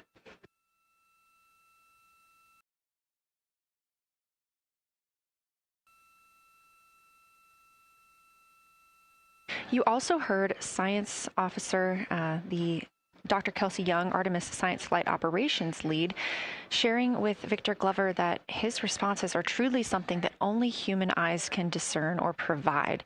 So we've previously discussed how having humans observing the moon on this mission is being combined with lunar robotic data to help us maximize what we know about the moon. So part of that data comes from the Lunar Reconnaissance Orbiter, or LRO. This orbiter provides the robotic foundation that makes Artemis 2 lunar science possible. LRO has been orbiting the moon for 17 years, which makes it the longest operated lunar orbiter in history. And it's also the only American spacecraft dedicated specifically to lunar science and exploration. Artemis 2 lunar observations are designed to complement data like the detailed surface images from LRO. So while LRO provides those detailed high-resolution maps of the moon's surface, the Artemis 2 crew adds human observations that focus on regional context and relationships between features, giving scientists a larger geologic picture. Now, this combination of robotic and human observations strengthens lunar science. LRO delivers precise and repeatable measurements over long periods of time, while the Artemis 2 crew contributes real-time visual descriptions and context that robotic instruments alone cannot provide. The best description I've heard while preparing for this mission is to compare the difference in looking at the moon with your own eyes on Earth and trying to take a picture with a camera. The camera truly never does it justice, and it's much easier to describe and perceive what you're seeing with your own eyes than to take a photo. These Artemis 2 astronauts can rapidly scan wide areas and adjust their focus in real time, as well as describe relationships between features. The crew will also observe the same regions multiple times under changing lighting conditions during the flyby and provide perspectives that would take robotic missions years to accumulate.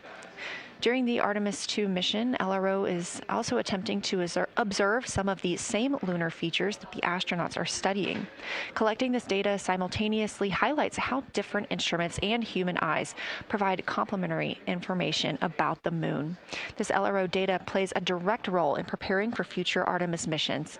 Its measurements of topography, surface temperature, composition, radiation, and lighting conditions are used to assess hazards, identify safe landing sites, and locate potential resources such as water ice near the lunar South Pole. This mission, Artemis 2, represents the point where years of robotic preparation are paired with human exploration for the first time in the Artemis era. So together, LRO, the Lunar Reconnaissance Orbiter, and Artemis 2 are demonstrating how NASA moves from mapping the moon robotically to exploring it with humans. We are laying the groundwork for future Artemis missions and sustained lunar operations. A check-in with Orion. We are now 4 days, 21 hours, and 22 minutes into the flight of Artemis 2, our crew aboard the Orion spacecraft. We are now 8,153 miles away from the moon, 250,742 miles away from Earth. The spacecraft is traveling at 1,030 miles per hour.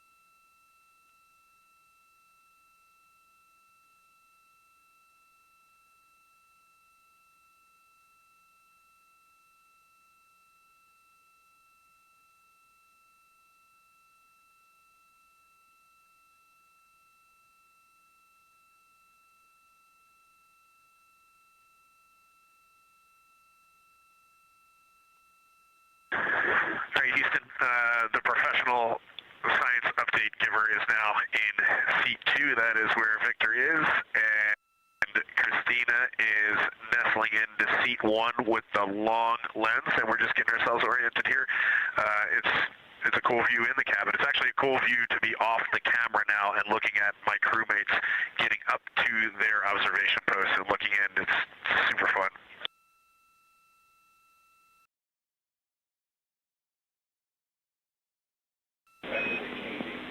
Copy, I'll read. We like it.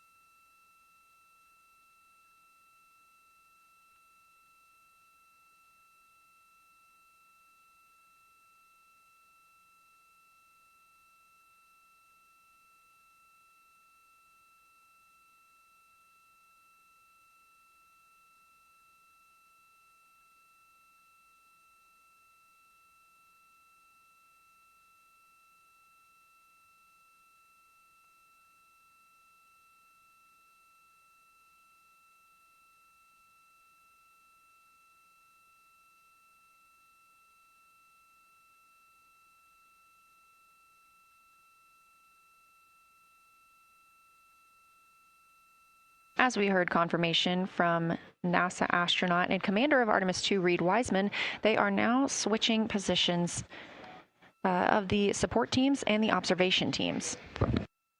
So initially, Reed Wiseman and Jeremy Hansen were at windows 2 and 3 in the Orion spacecraft, taking photos and making annotations in their PCDs, portable computing devices.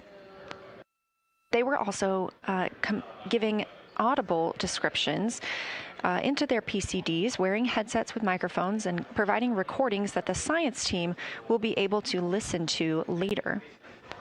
We were hearing from NASA astronauts Christina Cook and Victor Glover as they made observations as part of the support team. Now, as these teams are swapping, we anticipate hearing more from Reed and Jeremy as they'll be on the support team, while Victor and Christina will be at the windows taking photos and making annotations.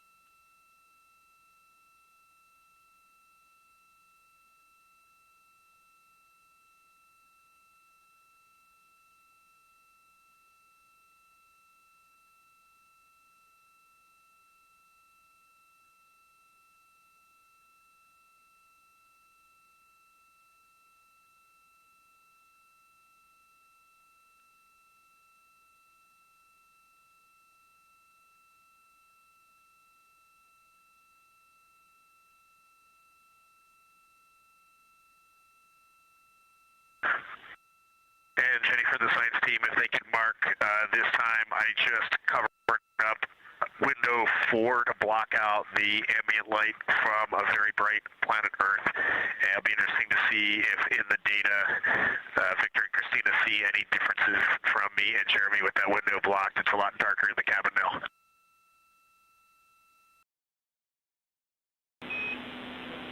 Copy, Reed. We're taking note, and we'd be curious too.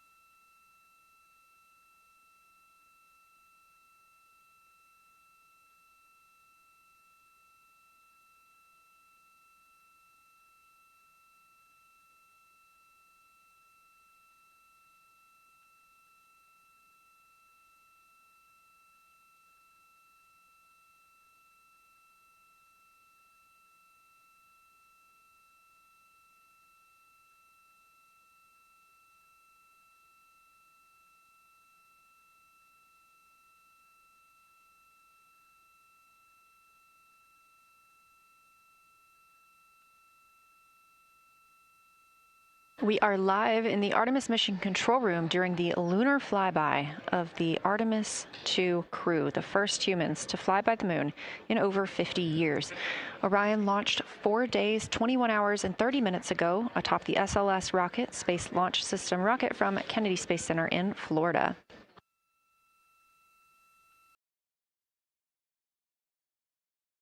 Our 4 crew members inside the spacecraft are transitioning their positions. The cabin and window teams have swapped. Currently at the window, we have Victor Glover and Christina Cook, NASA astronauts, and serving as support, Reed Wiseman and Jeremy Hansen.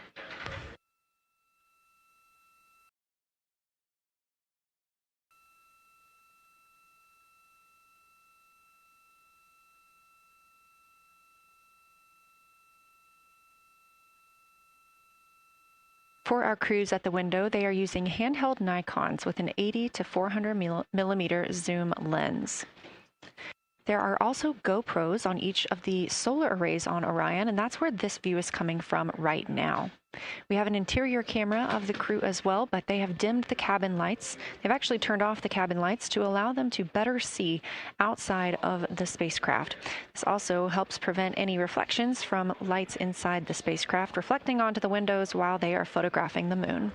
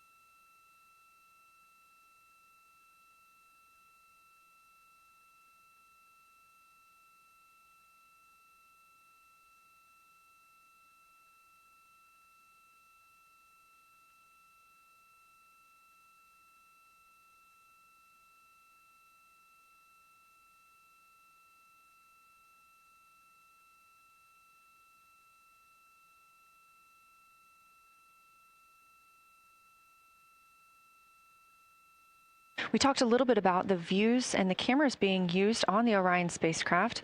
And again, we do have GoPros on the tip of each solar array wing.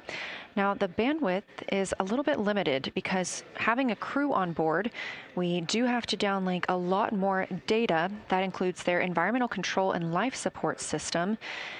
We are not the only data, this view that you see, coming down from the spacecraft, and so we do rely on sharing some of that with the other flight controllers in mission control.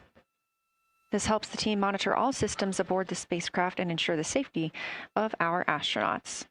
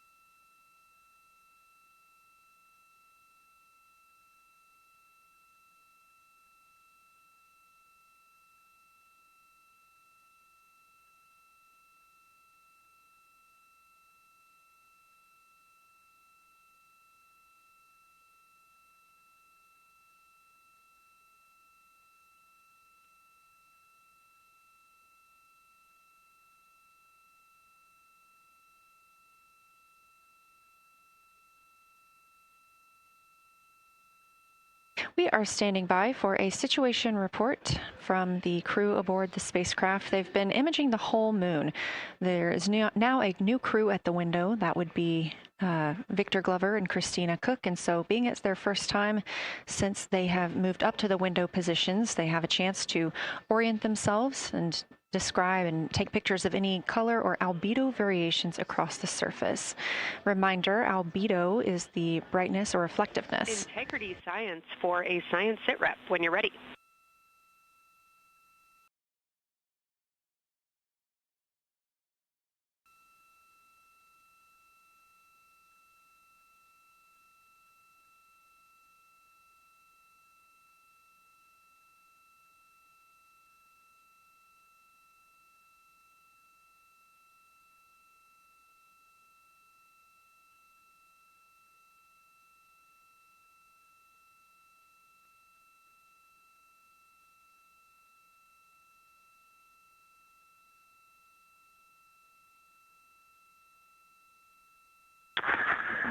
Houston Integrity, we have no external view of the moon right now for the floating crew members, so my only science sit rep is that we have Victor in window 3 doing observations and Christina in window 2 with the long lens.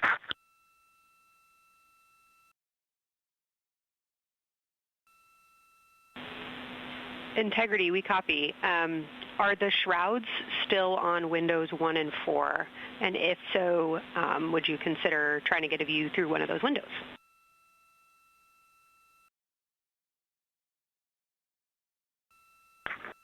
We cannot take the shroud off of 4 because the Earth is too bright and it's impacting Ike's peripheral vision. And then I can get a grazing glimpse out the docking hatch window. I can see Oriental south down to the South Pole. And the primary thing that I see from Oriental right now is just the long trenches that come out. And, you know, when you come out the north side of Oriental, the ejecta kind of boulders across the northern half of the far side. But coming out the southern half of Oriental, I just see those large, here they look like gorges. They're almost like rain when it comes down the Grand Canyon and fingers off into the desert, kind of what it looks like. Also, Burgess Alpha is extremely bright. It's the brightest thing that I can see. Even brighter now than Aristarchus, which is heading off to the Terminator. It's almost impossible now to see Aristarchus, the thing that Jeremy and I looked so much at. I can just barely see the crater rays from Ohm, and I would say for albedo right now, I would go back to Grimati is still extremely dark, especially in that southwest corner, and there are parts of Oriental and the outer ring of Oriental that reach that same level of darkness, especially the rings of Oriental reach the same level of darkness as Grimati. And then south of Grimati, Jeremy and I were noting a few other just really dark areas of cratering, Mare there, and those have that same darker albedo, but Burgess Alpha is the brightest, and Grimati is the darkest. Integrity Science, that was a great description. Thank you, and thanks for the docking window geometry to give us that description. Any comments before you go on the annular ring in Oriental?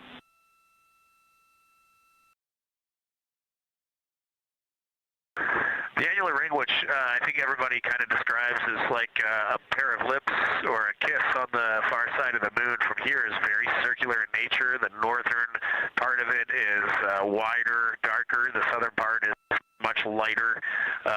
It is very neat looking, and but it is far more circular than I remember it looking in our training. The darkness of the northern side of the annular ring is the same darkness from here out this docking hatch window as the center Mare in Oriental. Not quite as dark as Grimati, but it is probably only because dust and lunar regolith has kind of impacted over time. Reed, that's exactly what we were looking for. Thanks so much. You have heart hands coming out of the SIR.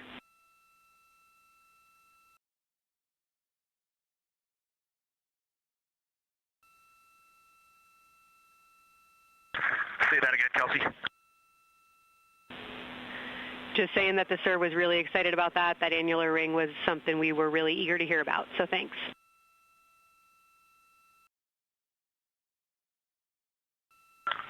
Yep, you bet. And now Victor and Christina are moving on to Oriental. I got them situated over there a little bit late.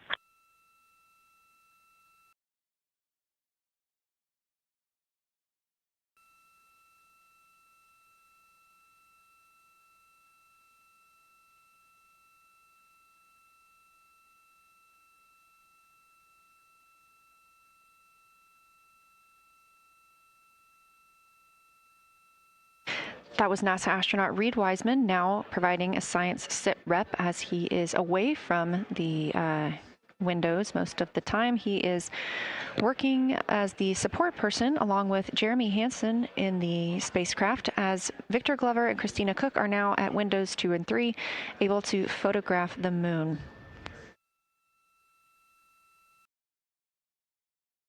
Christina and Victor are also providing recorded information to their portable computing devices, that's their PCDs, and the science team will have access to that at a later time. They will then review it and compile all of this data to help further our understanding of the moon. One of the items you heard mentioned was Oriental Basin. This has been a very exciting opportunity for the crew. They have all been very excited about seeing Oriental, as well as the science team has been looking forward to it. It is known as the Grand Canyon of the Moon, as we discussed earlier.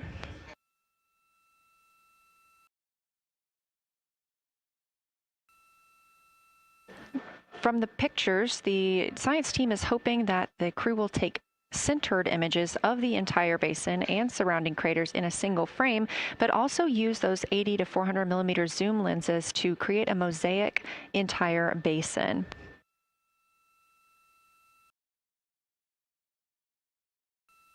With their unaided eyes, the science team is hoping the crew will describe southern dark annular ring, which you heard Reed just describing, as well as any color, albedo, texture, or topography across the mare patches and ring mountains.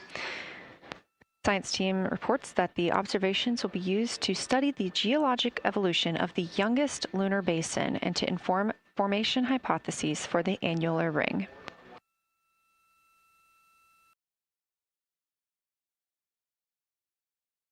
And again, another fun fact about Oriental is the diameter is the same distance between Johnson Space Center, where we are today, and Kennedy Space Center, where the crew launched on April 1st.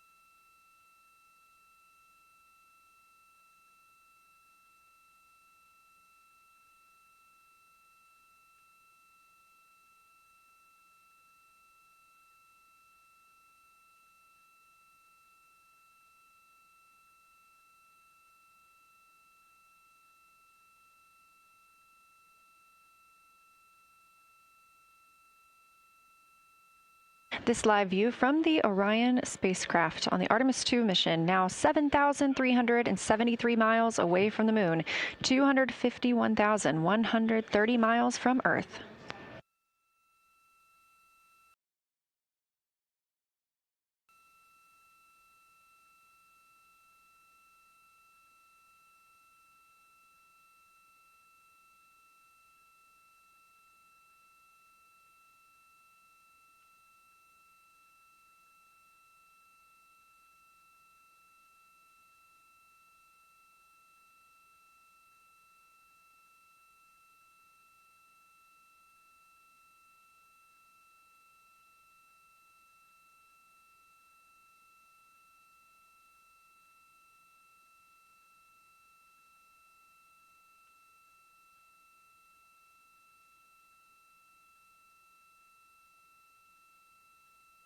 Again, the Artemis 2 crew passed the Apollo 13 record of the humans farthest from the Earth today at 12:57 p.m. Central Time, 1:57 p.m. Eastern Time.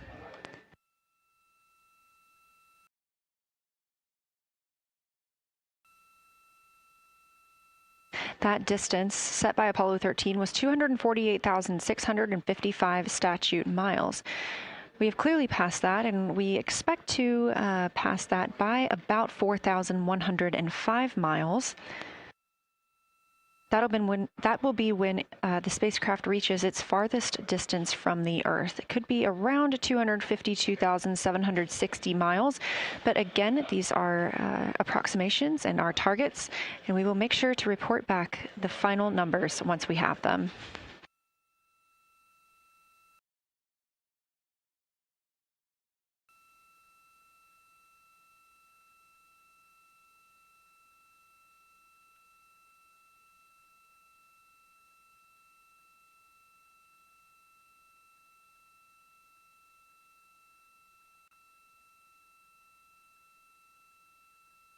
We have some refined times of when we expect to have Earth set of Earth behind the moon while Orion flies behind the moon. That would be about 5:41 p.m. Central, 6:41 Eastern. The spacecraft would make its closest approach to the moon at 6 o'clock Central, 7 Eastern, and that would be about 4,066 miles.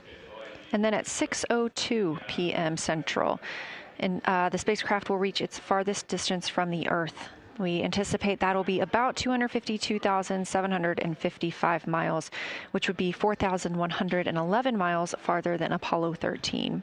We would see Earthrise again at 6:21 p.m. Central Time, and a few minutes later, regain communications with the crew.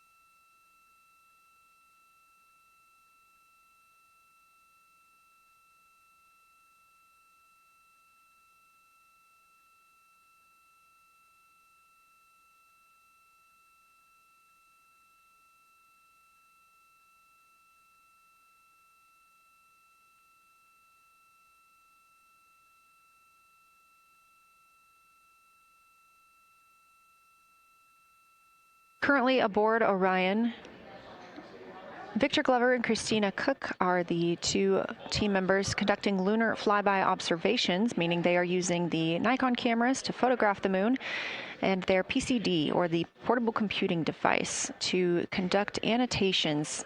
They are both recording information that will be downlinked to the science crew, and tomorrow morning the science team will have a conference with the team while the information is so fresh. They'll be speaking with the crew about their observations and their data collection.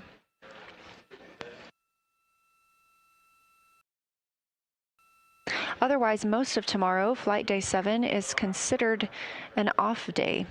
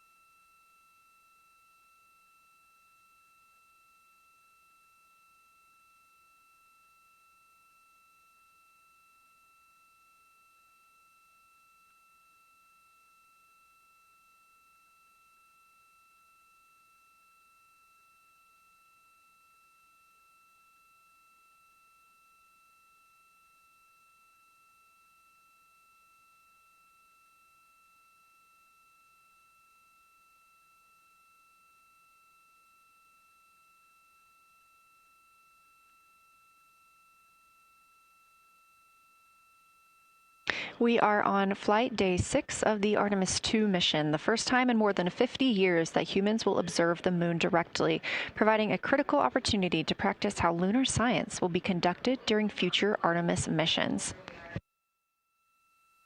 If you're just joining us, the crew is well into their lunar flyby observations, and we anticipate that we will hear from them soon. A few times every hour, they are slated to call down with science sit reps or situation reports.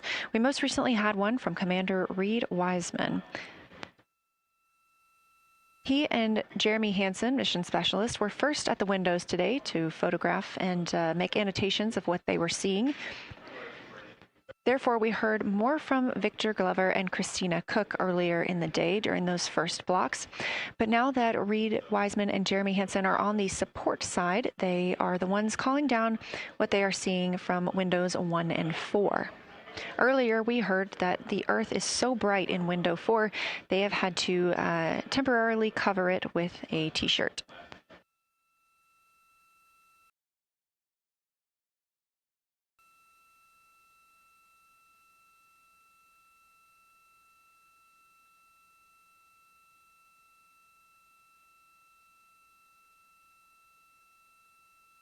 The moon preserves a near-continuous record of solar system history that has been erased on Earth because the moon doesn't have an atmosphere. So things that we experience on Earth, like weather or plate tectonics, don't really apply.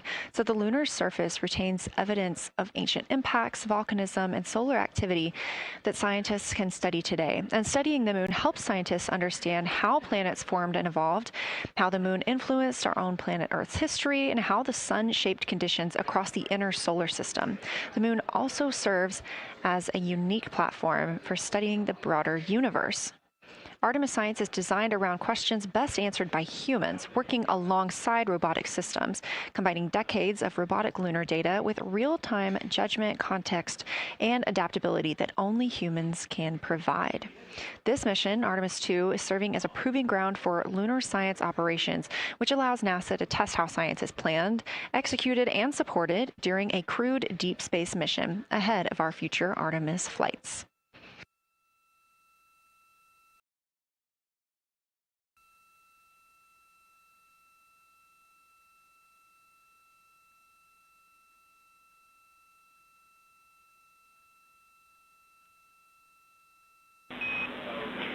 Integrity, time for a window team position swap. So Victor and Christina, please switch places if you've not done so already, and remember your SD card for the camera.